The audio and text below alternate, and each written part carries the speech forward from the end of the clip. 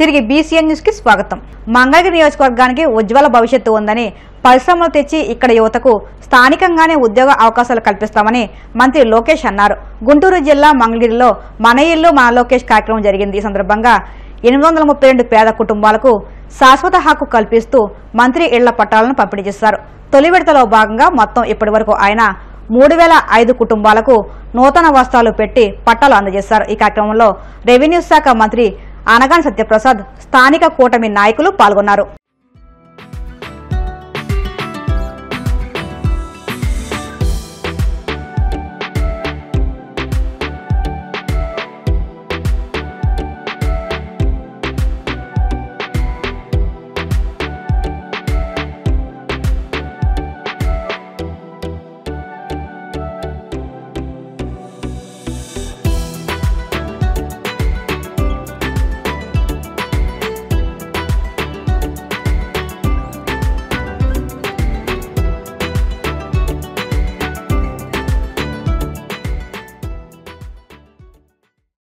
ఒక మాటలో చెప్పాలంటే ఈరోజు పవిత్రమైన రోజు. ఇది నేను ఎందుకు చెప్తున్నానంటే, దశాబ్దాలుగా మనకున్న కళ 100 పడకల ప్రభుత్వ ఆసుపత్రికి ఈరోజు నేను శంకుస్థాపన చేసి ఇక్కడికి వస్తాం జరిగింది. ఎప్పుడైతే నేను కేబినెట్ మీటింగ్లో మంగళగిరి నియోజకవర్గానికి 100 పడకల హాస్పిటల్ ఫైల్ క్లియర్ చేసుకున్నాను, ఆనాడు చంద్రబాబు నాయుడు గారు గౌరవ ముఖ్యమంత్రి వర్యులు కేవలం ఒక్క మంగళగిరిలోనే కాదు, రాష్ట్రంలో ఉన్న 175 నియోజకవర్గాల్లో ప్రతి నియోజకవర్గంలో 100 పడకల ప్రభుత్వ ఆసుపత్రి కట్టాలని నిర్ణయం తీసుకుంటాం జరిగింది. ఈ మాట నేను మీకు ఎందుకు చెప్తున్నానంటే, ఈ రోజు మంగళగిరి చేసేది రేపు రాష్ట్రం అంతా చేసే పరిస్థితికి మనందరం వచ్చాం. తల్లి, మన జీవిత ప్రయాణంలో అనేక నిర్ణయాలు తీసుకుంటాం.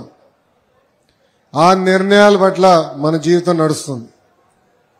2019లో నేను ఒక నిర్ణయం తీసుకున్నా, మంగళగిరి నియోజకవర్గంలో పోటీ చేయాలని. కరెక్ట్గా 21 రోజుల ముందల తెలుగుదేశం పార్టీ అభ్యర్థిగా మీ ముందల నిలబడ్డా. మీ సమస్యలు నేను అర్థం చేసుకోలేకపోయా, నేనేంటో మీకు అర్థం వల్ల ఎన్నికలు అయిపోయినాయి.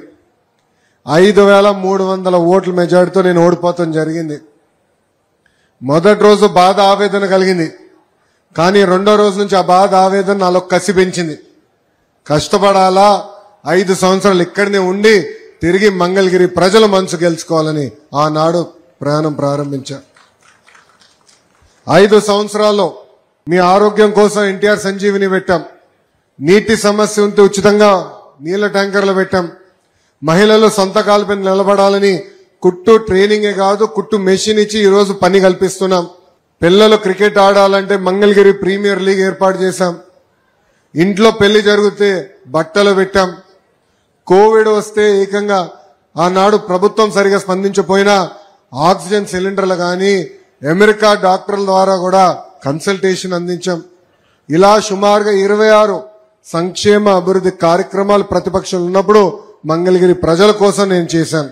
ఆనాడు మీకు చెప్పా, అన్ని నేను ఒకేసారి చేయలేను, కొన్ని సంవత్సరం లోపల చేయొచ్చు, కొన్ని 2 సంవత్సరాలు పడతాయి. అటవీ భూమి అదేవిధంగా చెరువు ఉంటే అది కొంచెం ఎక్కువ సమయం పడుతుందని ఆనాడే హామీ ఇచ్చా. ఇచ్చిన హామీ మేరకు ఈరోజు నేను గర్వంగా చెప్పుకెళ్తున్నా, సంవత్సరం పూర్తయ్యే లోపలనే 3000 కుటుంబాలకి ఈరోజు బట్టలు పెట్టి పసుపు కుంకాలతో కూటమి ప్రభుత్వం మీకు పట్టాలు అందజేస్తుంది. తల్లి, ఈరోజు ఇస్తున్నాం ఈ పట్టా. 2 వారాల తర్వాత వెళ్ళి రిజిస్టర్ చేసుకోవచ్చు. 2 సంవత్సరాల తర్వాత అమ్మే హక్కు కూడా మీకు వస్తుంది. అలా అని మీరు అమ్మద్దమ్మా, ఎందుకంటే రాష్ట్రం మొత్తం మంగళగిరి వైపు చూస్తుంది. తల్లి, అమ్మా నాడు చెప్పా, భూగర్భ డ్రైనేజ్ సమస్య ఉంది, తాగునీరు సమస్య ఉంది. అందుకే నేను గౌరవ ముఖ్యమంత్రి గారితో అదేవిధంగా మున్సిపల్ అడ్మినిస్ట్రేషన్ శాఖ మార్చులు నారాయణ గారితో మాట్లాడి మంగళగిరి కోసం ఒక కొత్త ప్రాజెక్ట్ తీసుకొస్తున్నాం. అది భూగర్భ డ్రైనేజ్, భూగర్భ నీరు, భూగర్భ గ్యాస్, భూగర్భ విద్యుత్ కూడా మంగళగిరి ప్రజలకి మేము అందించబోతున్నాం. ఆ కార్యక్రమం వచ్చే జూన్ మాసం నుంచి ప్రారంభిస్తున్నాం. భారత రాజ్యాంగ నిర్మాత డాక్టర్ బిఆర్ అంబేద్కర్ 134వ జయంతిని పురస్కరించుకుని పశ్చిమ గోదావరి జిల్లా నర్సాపురం ఆర్డీఓ దాసరాజు ఆధ్వర్యంలో నర్సాపురం సబ్ కలెక్టర్ ఆఫీస్ వద్ద జయంతి ఉత్సవాలు ఘనంగా జరుపుకున్నారు. ముందుగా ఆర్డీఓ దాసరాజు కేక్ కట్ చేసి సిబ్బందికి పంచిపెట్టారు. ఈ సందర్భంగా ఆయన మాట్లాడుతూ అందరికీ ఆదర్శమూర్తి డాక్టర్ బిఆర్ అంబేద్కర్ అని అటువంటి మహనీయుడి జయంతిని జరుపుకోవడం గర్వకారణమన్నారు. ఈ కార్యక్రమంలో సబ్ కలెక్టర్ ఆఫీస్ సిబ్బంది తదితరులు పాల్గొన్నారు.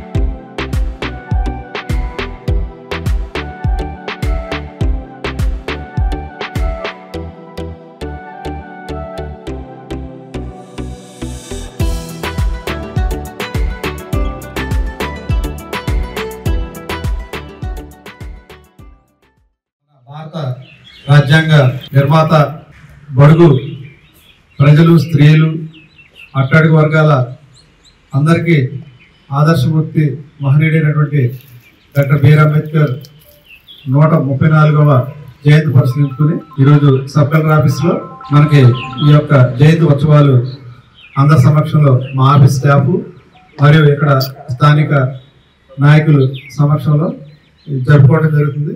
ఆ యొక్క మహనీయుడిని మరి మనం ఈరోజు దేశవ్యాప్తంగా, ప్రపంచవ్యాప్తంగా అందరూ కూడా ఆయన్ని తలుచుకుని ఆయనకి ఘనమైనటువంటి నివాళులు అర్పిస్తున్నారు.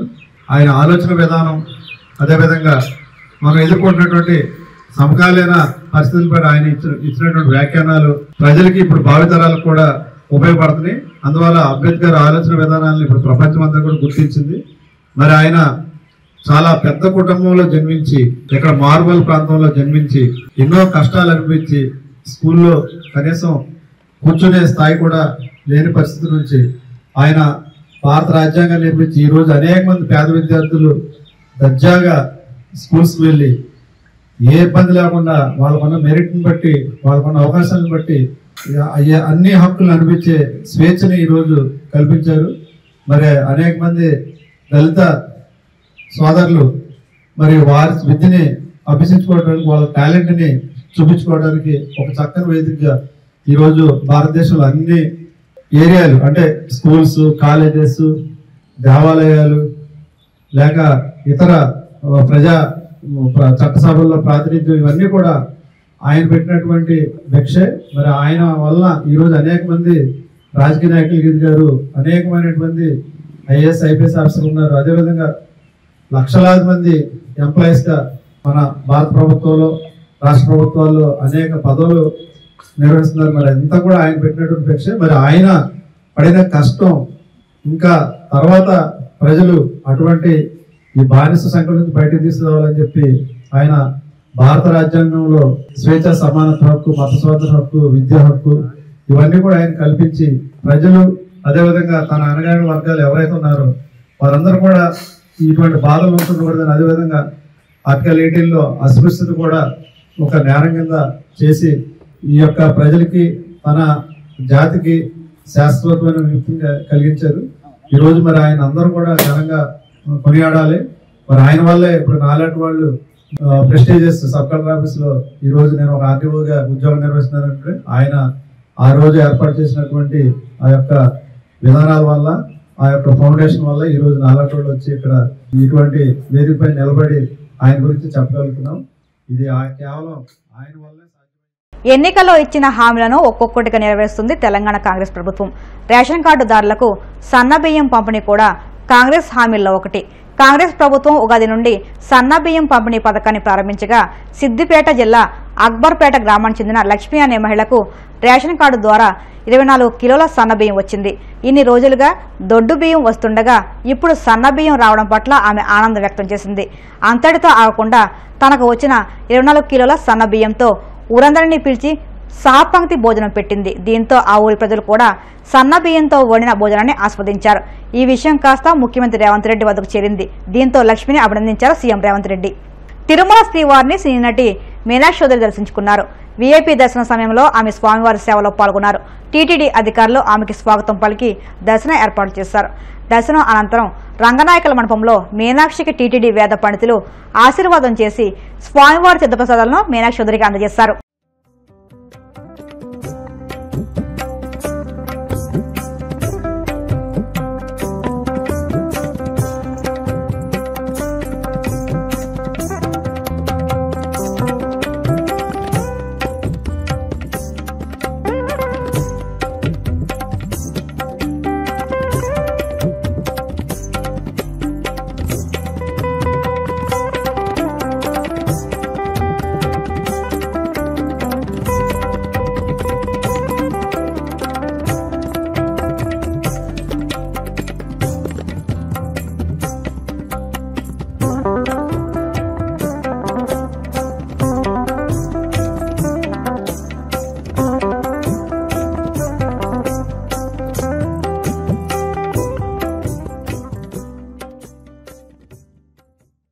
వార్తలు ముగించే ముందు ముఖ్యాంశాలు మరొక్కసారి. అంబేద్కర్ జయంతి సందర్భంగా నివాళులర్పించిన సీఎం చంద్రబాబు. వైసీపీ నేత మాజీ మంత్రి కారుమూరి నాగేశ్వరరావుకు సీరియస్ వార్నింగ్ ఇచ్చిన కేంద్ర మంత్రి శ్రీనివాస వర్మ. గతంలో ఎన్నడూ లేని విధంగా సీఎం రిలీఫ్ ఫండ్ అందించడం సంతోషంగా ఉందన్న ఏపీ డిప్యూటీ స్పీకర్ రఘురామ. మంగళగిరికి పరిశ్రమలు తెచ్చి ఇక్కడ యువతకు ఉద్యోగ అవకాశాలు కల్పిస్తామని హామీ ఇచ్చిన మంత్రి లోకేష్. ఈ వార్తలు ఇంతటితో సమాప్తం. మరిన్ని వార్తల కోసం BCN digital YouTube channel, Facebook పేజీని ఫాలో అవ్వండి. అప్డేట్ వార్తల కోసం ప్లీజ్ సబ్స్క్రైబ్.